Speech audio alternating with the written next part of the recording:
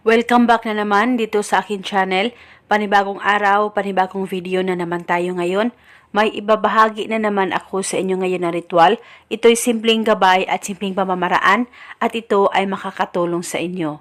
At kung bago sa channel ko, ayaw niyo pong kalimutang i-like, i-subscribe at pindutin ang notification bell para palagi kayong updated sa mga bago kong videos. Iniwan ka ba ng mahal mo? At naging ex mo na ba siya ngayon? At sa inyong paghihiwalayng dalawa ay hindi mo katanggap-tanggap dahil mahal na mahal mo pa rin siya. At gusto mo na magkabalikan kayong dalawa dahil sa sobrang mahal na mahal mo siya. At ang paghiwalayan ninyong dalawa ay hindi pagkakaintindihan at hindi pagkakaunawaan sa isa't isa. At gusto mo na manumbalik ang sobrang pagmamahal niya sa'yo. Gusto mo ba na siya ay babalik, iiyak at magmamakaawa sa'yo?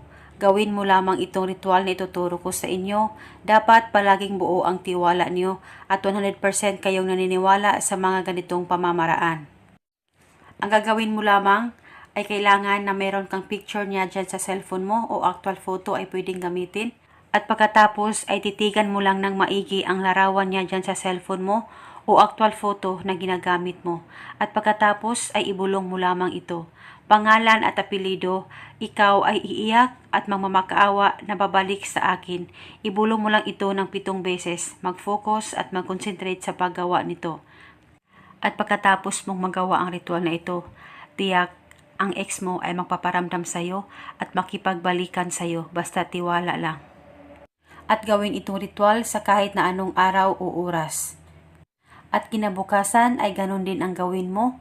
Titigan mo lang at ibulong mo lamang ang pangalan at ang hiling sa picture niya dyan sa cellphone mo o actual photo na ginamit mo.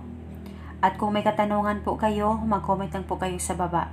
At kung okay na kayo ng ex mo at nakabalikan na kayong dalawa, ay pwede mo nang ihinto itong ritual.